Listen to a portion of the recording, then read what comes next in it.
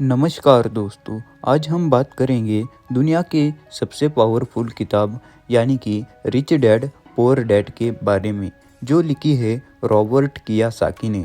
Robert Kiyosaki अपने life में दो लोगों को पिता मानते थे, एक जिन्होंने उनको दुनिया में लाया और दूसरे जिन्होंने उनको दुनिया चलाना सिखाया। वो अपने डैड को पुअर डैड इसलिए कहते हैं क्योंकि वो हमेशा पैसों के पीछे भागते थे, और दूसरे जो उनके फ्रेंड माइक के डैड है वो हमेशा सीखने पे ज़्यादा फोकस करते थे, इसलिए उन्हें किताब में रिच डैड कहा गया है। दोस्तों, रॉबर्ट कियोसाकी कहते थे अमीर बनना भी मुश्किल है और गरीब रहना भी मुश्किल है, तो निर्णय आपका है, आप कौन सी मुश्किल चुनते हो उस पर आपका भविष्य तय होगा। रॉबर्ट कियोसाकी हमेशा कहते थे अच्छा होगा अगर तुम अपना सोचने का नजरिया बदल लो। अगर तुम किसी और को बदलना चाहते हो, खुद नहीं, तो ऐसा कभी नहीं होगा। दुनिया के 99% लोग यही करते हैं कि दुनिया का हर आदमी बदल जाए, बस हम खुद नहीं। अगर तुम खुद को बदल सकते हो, सीख सकते हो, तो एक सफल इंसान बन सकते हैं। चेंज खुद में करो, औरों में नहीं, क्योंकि सफल आपको होना है, किसी और को नहीं।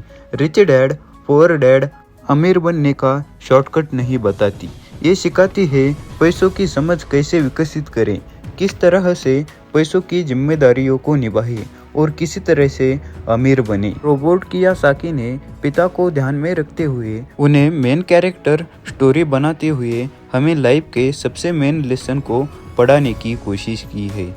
हम में से ज़्यादातर लोग एक फादर के अंडर बड़े होते हैं, उनसे सीखते हैं, लेकिन रिच डैड पुअर डैड के ऑथर रॉबर्ट कियोसाकी हमसे थोड़े से डिफरेंट है। वो अपने दो फादर के अंडर बड़े हुए, एक उनके खुद के फादर और दूसरे उनके फ्रेंड माइक के फादर, जिनके साथ में वह अपना काफ़ी वक्त गुजारा करते थे। रॉबर्ट के खुद के डैड यानी कि पुअर डैड बहुत ज़्यादा पढ़े लिखे थे, उन्होंने पीएचडी किया था, जबकि उनके रिच डैड ने 8वीं क्लास भी पास नहीं किया था। जैसे कि हम बचपन से लेके जवानी तक मार्क्स के पीछे भागते रहते हैं, पढ़ाई के पीछे भागते रहते हैं। हमारा जो पढ़ाई का तरीका है, हम बचपन से सिर्फ यही सीखते आए हैं कि पढ़ो पढ़ो और पढ़ो, और एक लेवल तक पहुंचने के बाद डिसाइड करो कि अब क्या करना है। रॉबर्ट कियोसाकी हमेशा कहते थे क्यों ना पैसों को एक सब्जेक्ट की तरह बचपन से सिखाया जाए, स्कूल में भी पढ़ाया जाए, तो हम बड़े होने तक पैसों के बारे में पूरी जानकारी ले सके। दोस्तों, रॉबर्ट के दोनों डैड जीवन में बहुत सक्सेस थे, लेकिन उनके पुअर डैड के साथ हमेशा पैसों को लेकर प्रॉब्लम रहता था, जबकि उनके रिच डैड यानी कि उनके फ्रेंड के डैड शहर के सबसे अमीर आदमियों में से एक थे। पुअर डैड ने मरने से पहले अपने फैमिली के लिए सिर्फ बिल्स छोड़े, जबकि रिच डैड ने अपने फैमिली के लिए मिलियंस ऑफ डॉलर्स कमा के रखे। रॉबर्ट के दोनों डैड की सोच बहुत ही अलग थी। पुअर डैड यानी कि गरीब पिता हमेशा कहते थे पैसों से प्यार करना ही सारे बुरे कामों की जड़ है, जबकि रिच डैड कहते थे पैसे ना होना ही सारे बुरे कामों की जड़ है। पुअर डैड हमेशा जॉब करने पर फोकस करते थे, जबकि रिच डैड सोचते थे कि वो कैसे दूसरों को जॉब दे सके। रॉबर्ट के पुअर डैड का मानना था कि मैं कभी अमीर नहीं बन सकता, जबकि उनके रिच डैड हमेशा खुद को अमीर सोचते थे, क्योंकि हम जैसा सोचते हैं हमारी ज़िंदगी में वैसा ही होता है। दोनों ही एजुकेशन को बहुत ज़्यादा मानते थे, लेकिन दोनों की सोच बिल्कुल अलग थी। एक डैड जॉब के लिए पढ़ते थे तो दूसरा अमीर बनने के लिए पढ़ते थे। दोस्तों, उनके रिच डैड हमेशा कहते थे मेहनत चाहे तो कम करो, लेकिन सही जगह पर करो, क्योंकि आजकल हर कोई पैसों के लिए मेहनत कर रहा है, लेकिन अगर आप सही जगह पे मेहनत करोगे तो आप जल्दी अमीर बन जाओगे। यानी कि खुद को अमीर बनने के लिए मेहनत करो, दूसरों को अमीर बनाने के लिए जॉब्स मत करो। और अगर आप जॉब करते रहे तो आप हमेशा दूसरों की गुलामी करते रहोगे और आप कभी अमीर नहीं बन पाओगे। दोस्तों, उनके रिच डैड हमेशा फाइनेंस की पढ़ाई पर बहुत ज़्यादा फोकस दिया करते थे। रोबर्ट कियोसाकी अपने बुक में कहते हैं कि मेरे अमीर पिता ने मुझे कहा था तुम्हें एसेट और लायबिलिटी पर हमेशा ध्यान देना चाहिए। एसेट यानी कि वो चीज़ें जहाँ से पैसा आता है और लायबिलिटीज़ यानी कि वो चीज़ें जिन पर आप खर्च कर रहे हो, यानी कि जिस पर आपको खर्च करना पड़ता है।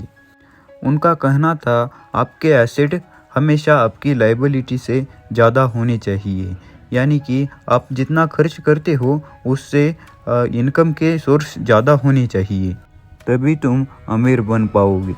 हमारे जो स्कूल्स कॉलेजेस हैं वो हमें अच्छा डॉक्टर, लॉयर और बैंकर तो बना सकते हैं, लेकिन स्कूल में यह नहीं सिखाया जाता कि अमीर कैसे बने। आपको यह भी याद रखना चाहिए कि पैसों से ज़्यादा कोई इम्पोर्टेंट चीज़ होती है तो वह है नॉलेज। अगर आपको यह पता होगा कि आप किस तरह पैसा बना सकते हैं तो यह चीज़ आपके बहुत काम आएगी। पैसा आने जाने वाली चीज़ है, लेकिन आपके पास पैसा कमाने का नॉलेज है तो आप कभी भी पैसा कमा सकते हो। Rich dad poor dad part number 2। Robert को हमेशा अमीर बनने का शौक था। वह उनके फ्रेंड माइक एक ही स्कूल में पढ़ते थे और काफ़ी टाइम एक साथ गुजारते थे। एक दिन ऑथर ने अपने पुअर डैड से पूछा, डैड आप अमीर क्यों नहीं है?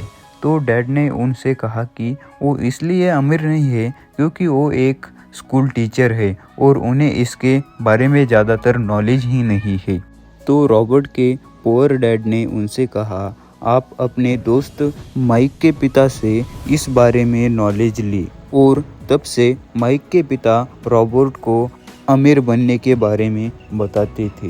रॉबर्ट के रिच डैड यानी कि उनके फ्रेंड माइक के पिता हमेशा फ्यूचर्स के बारे में ज़्यादा सोचते थे और जो पुअर डैड है वो कभी फ्यूचर्स के बारे में सोचते ही नहीं थे। इसलिए आपको फ्यूचर्स के बारे में सोच के उस पर आज ही काम करना शुरू कर देना चाहिए। दोस्तों, रॉबर्ट कियोसाकी के रिच डैड हमेशा भविष्य के बारे में सोचते थे और इन्वेस्ट करते गए और वो बहुत अमीर बन गए। दोस्तों, रॉबर्ट कियोसाकी ने रिच डैड पुअर डैड किताब में 3 चीज़ों पर सबसे ज़्यादा फोकस किया है। एक सेविंग, दूसरा इन्वेस्टिंग और तीसरा है नॉलेज। आप इन तीनों चीज़ के बिना अमीर नहीं बन सकते। हम इसे बारी बारी से समझते हैं। तो सेविंग्स के बारे में क्या कहते हैं Robert Kiyosaki? Robert Kiyosaki rich dad poor dad किताब में कहते हैं आपको इनकम में से कम 20% सेविंग करनी चाहिए, क्योंकि अगर आप महीने में लाखों रुपए कमाते हो लेकिन सब एंजॉय पर खर्च कर देते हो तो इस कमाई का कोई मतलब नहीं है। इसलिए आप अगर लाइफ में सेविंग नहीं करते हैं तो आप कभी अमीर नहीं बन सकते। दूसरा, रिच डैड पुअर डैड किताब का इम्पोर्टेंट लेसन्स यानी कि इन्वेस्टिंग। अगर दोस्तों आप इन्वेस्टिंग नहीं करोगे तो वो आपकी संपत्ति हर साल अपने आप कम होती जाएगी, क्योंकि हर साल 7% से ज़्यादा इन्फ्लेशन बढ़ रहा है। यानी कि सिंपल भाषा में कहे तो हर साल हर चीज़ें महंगी होती जा रही है। इससे आपका पैसा कम नहीं होगा, लेकिन आपको वही चीज़ खरीदने के लिए हर साल ज़्यादा पैसे चुकाने पड़ते हैं। इसलिए आपको जहाँ पर 7% से ज़्यादा रिटर्न मिलता हो ऐसी जगह पर इन्वेस्टमेंट करना चाहिए।